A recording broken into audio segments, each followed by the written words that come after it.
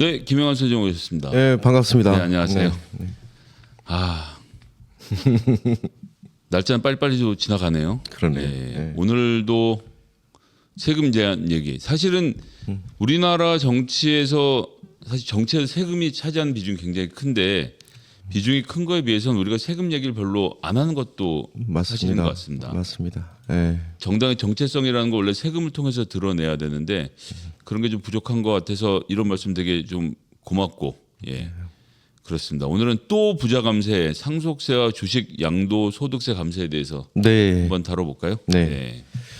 죄명은 어떻게 됩니까? 지금 역대급 세수 펑크가 나고 있고 재정 적자에 놓여 있지 않습니까? 네, 근데 이 상황에서 또 감세, 그것도 부자 감세를 또 추진하는 거잖아요. 네, 예, 정말 우리 대한민국 서민들이 살기에 너무나 팍팍한 대한민국이 되어가고 있지 않나 생각합니다.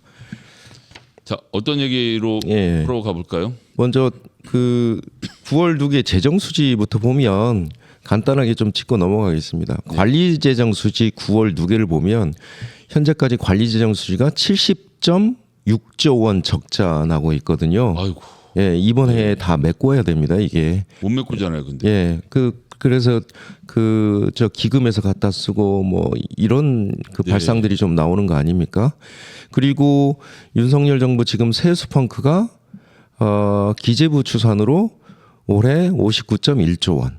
그렇죠. 예정처는 60조 한 2천억 원으로 잡고 있고요. 네, 예, 그래서 지금 이렇게 세수 펑크와 재정 적자가 놓여 있는 상황에서 지금 감세를 한다는 겁니다. 그 다음 한번 좀 보시면 추경호 부총리가 예결위 과정에서 이제 상속세를 건드릴 때가 됐다. 이렇게 얘기를 했어요. 깎아주자는 얘기인 거죠. 그렇죠. 그러니까 상속세 체계를 이제 개편해서 이런 말을 하는 거죠. 자, 우리나라가 OECD 국가 중 상속세가 제일 높은 국가이고 38개국 중 14개 국가는 상속세가 아예 없다. OECD 상속세 평균이 26%라고 하면서 전반적으로 이걸 낮춰야 한다. 이렇게 얘기를 한 거거든요. 이게 이제 그 민주당 이용우 의원 관련 질의에서 이렇게 답변을 한 건데 네네. 이게 새 체계는 사실은 각 국가마다 주어진 환경과 역사적인 어떤 그 전통 그리고 법 체계가 세워지면서 제도적 질서가 이제 생기는 거잖아요. 그 국가마다 다 다른 거잖아요. 어디는 소득세를 많이 걷고 그렇죠. 상속세가 적고 어떤 예. 식으로든 사실 세금이 가지는 가장 큰 의미는 어쨌든 그걸 걷어서 국가를 운영하는 것도 있지만 네. 기본적으로 많이 번 사람한테 많이 걷어서 그렇죠. 예. 그의 재분배를 통해서 모든 국민들이 공평한 기회를 가지게 만드는 것인데 네. 다만 그 방법의 차이가 있는 거죠. 네, 네, 네. 그래서 이거는 좀 그 요소 다 살펴봐야 되는 문제입니다. 네. 그 다음에 또 그 주식 양도 소득세인데요. 윤석열 대통령께서 21년 그때 페이스북에 주식 양도세 폐지 딱 올렸잖아요. 그렇죠. 근데 이거를 최근에 권선동 국회의원이 받아서 어떻게 올렸냐면 국내 상장 주식 양도소득세 대개편은 이미 지난 대선과 인수위 국정과제로 국민께 약속드린 사안입니다. 정부의 책임 있는 조치를 강력히 요망합니다. 이렇게 해서 주식 양도세를 감면하거나 네. 혹은 폐지해달라는 이제 요청들을 올리고 있거든요. 그래서 이 두 가지 사안을 지금 기재부와 윤석열 정부가 지금 만지작거리고 있다. 이렇게 네네. 좀 진단을 할 수가 있겠습니다.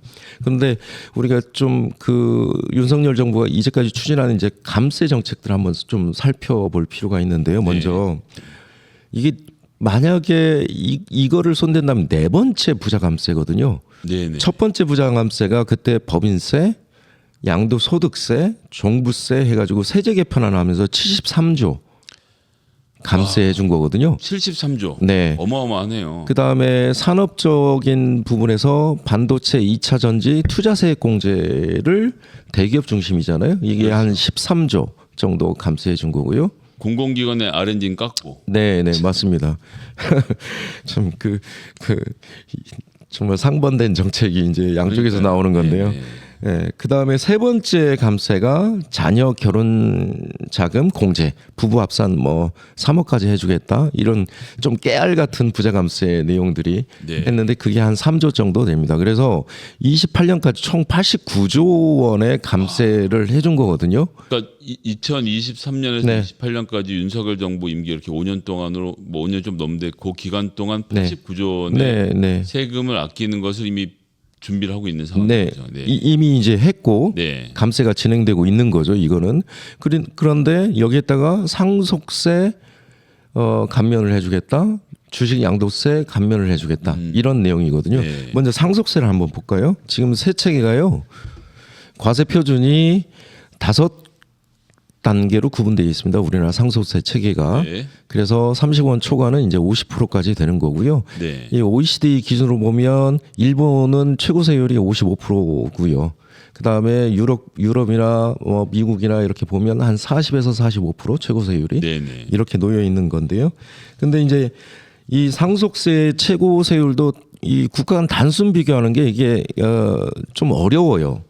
왜냐하면 상속세와 또 소득세를 또 비교해 줘야 되거든요. 그래서 상속세는 일단 국세청 과세 현황을 보면 피상속자가 지난해 1만 9,506명인데 사망자가 한 37만 3천 명 돼서 사실은 상속 부과 인원이 5.2%에 불과합니다. 그러니까 작년 1년 40만 명이 네. 돌아가셨는데 네. 그 중에서 소위 말하는 상속세를 낼 낼 만한, 만큼 예. 뭐 이렇게 받은 분들은 2만 명, 예. 5%에 불과하다. 네, 말씀이네요. 그렇습니다. 그렇습니다. 그리고 이게 또 이제 가액들은 얼마나 결정이 됐냐 한번 보면 이게 이제 실효세율을 보는 거거든요. 네. 그래서 상속재산 가액은 총 56조 한 5천억 됐는데 최종 결정세액은 13조 7천억 정도 됐습니다. 그래서 최고세율을 우리가 아까 50%라고 했지만 이 구간별로 다 살펴보면 실효세율은 한 24% 정도다. 네, 그러니까 50%라고 하면 진짜 다 50억을 내는 것도 아니고 여러 가지 감면 조치도 있고 뭐 네. 이런 등을 고려하면 4분의 1 정도. 네, 말씀이시고. 네. 그리고 제가 아까 이제 국가 간 그 상속세를 비교하는 거는 그것만 보는 거는 올바르지 않다. 네. 왜냐하면 소득세 체계도 함께 좀 살펴봐야 된다라고 제가 말씀드리는 건데 상속세 GDP 비중은 좀 우리나라가 높습니다. 네. 그리고 총 조세 중에 차지하는 비중도 좀 높아요. OECD보다. 그런데 소득세를 한번 보면요. 그 표 한번 좀 보여주시면 소득세를 그 제목도 함께 보여주시면 네. GDP 대비 소득세 부담 현황이 국제 비교인데요. 우리가 GDP 대비 21년도 한국 같은 경우는 GDP 대비 소득세가 한 6.1% 정도 됩니다. 네. 그런데 OECD 평균은 8.3%죠. 높죠. 높네요. 예. 그리고 G7 평균을 보면 10.1%, 4% 차이 납니다. 그래서 실제 소득세 부담은 우리가 낮다. 다른 나라에 비해서 낮고. 상속세를 조금 높여서 그걸 이제 네. 서로 맞추는 그렇죠. 작업이 있는 거죠. 그렇죠. 그래서 그 추경호 부총리가 아까 14개 국가는 상속세가 아예 없다. 이 북유럽들 일부 국가들 네. 얘기 좀 하는 건데요.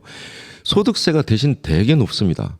그리고 누진성이 되게 강하거든요. 거긴 뭐 고액 연봉자들은 네. 월급 받으면 반은 세금으로 나간다 이렇게 네. 알고 있는 거잖아요. 아니, 주차 위반을 해도 그 뭐 1억 3천만 원을 저 딱지를 뗐나요? 그 과속해가지고 네네네. 그 핸드폰 회사 이름이 뭐였죠? 그 노키아? 네, 노키아. 노키아 사장인가? 맞습니다. 예, 예.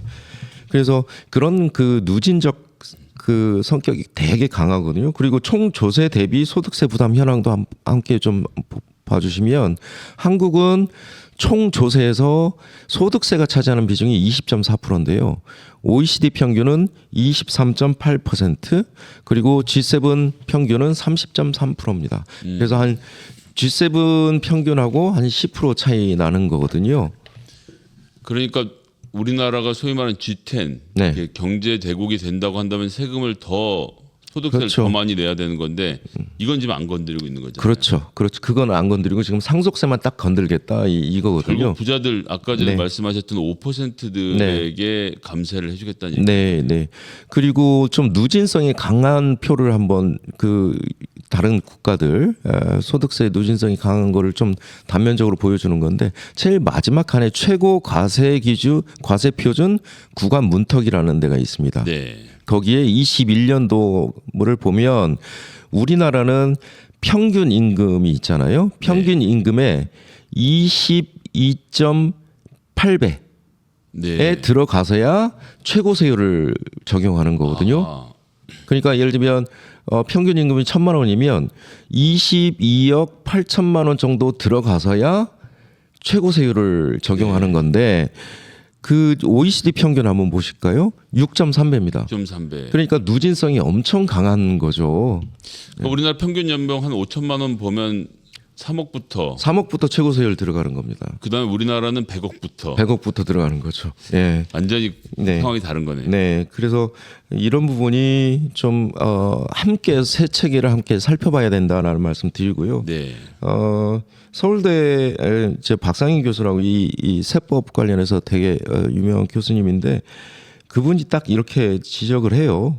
북유럽은 상속세가 상대적으로 약하지만 소득세 누진성이 강하고 세율이 굉장히 높아 불평도가 낮게 유지되고 있다. 그래서 상속세를 더 낮추면 양극화를 더 부추게 된다. 이런 지적들을 좀 네, 하고 있고요. 재계 쪽에서 또 주장하는 게 있잖아요. 상속세 부담하면 경영권이 위협한다. 기업 뺏긴다. 예. 기업 뺏긴다. 그러면 상속세를 낮춰주면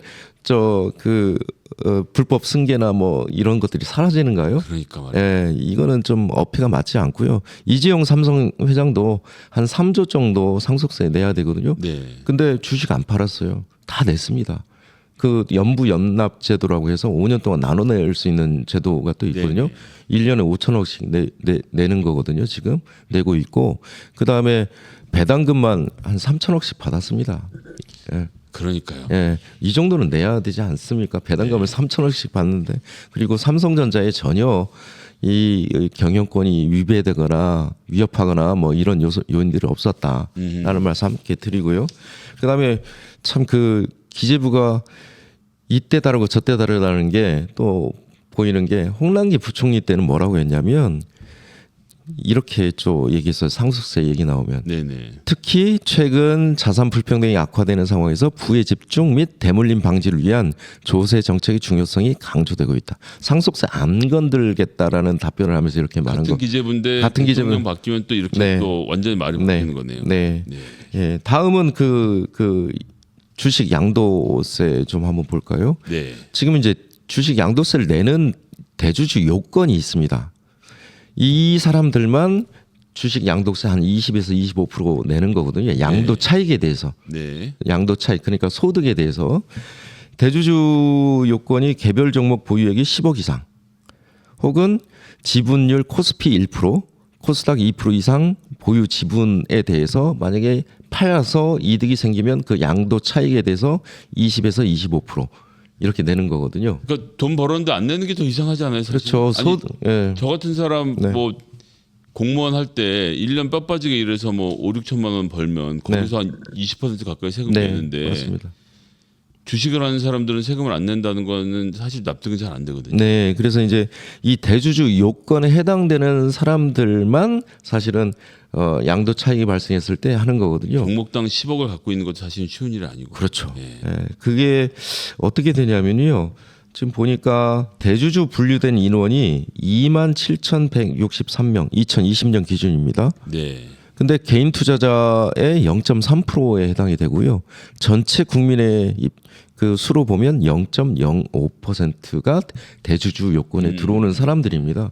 그러니까 극히 일부분의 사람들인데 지금 이 대주주 요건을 낮추거나 높이거나 혹은 아예 폐지하겠다는 주장이잖아요. 네. 지금 이 어렵사리 했던 과정들을 제가 한번 그 표로 그림으로 한번 좀 보여주시면 2000년이 100억 기준이었습니다. 네. 근데 실제 100억 대주주 요건 너무나 일부의 일부 사람들 아닙니까? 그렇죠. 예. 근데 이게 불평등하다고 해서 계속 합의를 해왔습니다. 이게 사실은 민주당 정부든 국민의힘 정부든 계속 합의하면서 통과시킨 거거든요. 13년, 16년은 다 박근혜 정부 때였으니까요. 네. 그래서 13년에는 50억으로 낮추고요. 그다음에 지분율도 2%로 낮췄습니다. 예, 원래 2000년에는 3%였거든요. 근데 2016년에는 25억으로 또 낮추고 지분율 1%로 낮췄어요. 코스피 기준으로. 2018년에는 15억으로 또 낮췄어요.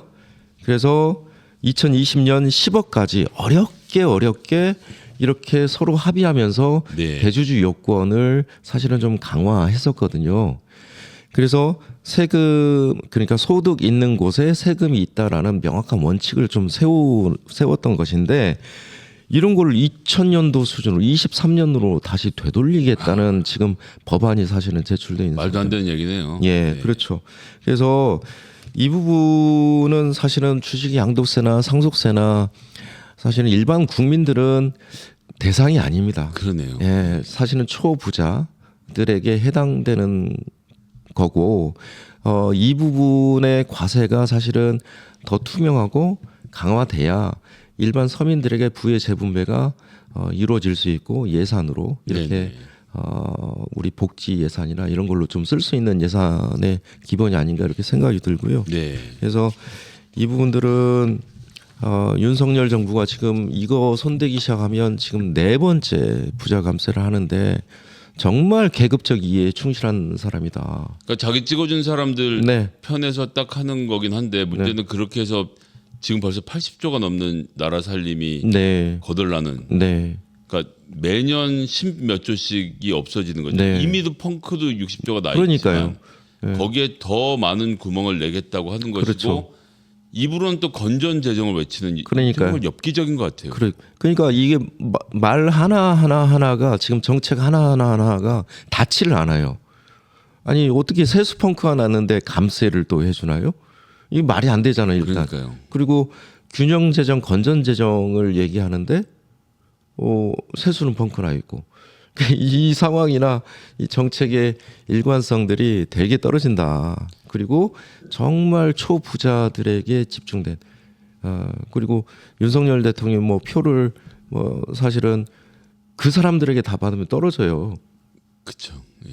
일반 이제 국민들에게 이제 다 받은 건데, 그래서 받은 표에 사실은 공평하게 이렇게 좀 그 정책들 이뤄냈으면 좋겠다라는 생각이 듭니다. 그러니까 본인이 과세에 대한 철학, 조세에 대한 철학이 없으니까 네. 그냥 기재부가 하자는 대로 기재부는 또 대기업들 눈치 보면서 이 시절이 지나가는 거 아닌가 이렇게 생각이 드네요. 네. 오늘 구형은 좀 어떻게 해주시겠습니까?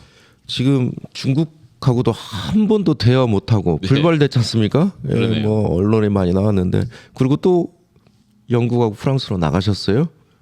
그랬죠. 네. 그 영국하고 프랑스 뭐 다른데 돌아다니실 것도 좋은데 중국하고 물꼬를 틔워야 됩니다. 대통령이. 왜냐하면 대한민국 경제가 사실은 중국 문제로부터 시작이 된 거 아닙니까? 그래서 중국에 아예 한 달 살고 시진핑을 한번 만나라. 예? 베이징 옆에서 네. 한 달 한번 살면 어떠냐. 이런 제안을 한번 드립니다. 예. 네, 참 뭐 웃지 못할 얘기입니다만 네. 이게 실제로 벌어지고 있는 현실이라는 게 굉장히 안타깝습니다. 오늘도 세금 얘기 통해서 정치가 해야 될 역할을 또 잘 배워봤습니다. 다음 주에 뵙도록 하겠습니다. 네, 고맙습니다. 감사합니다. 네.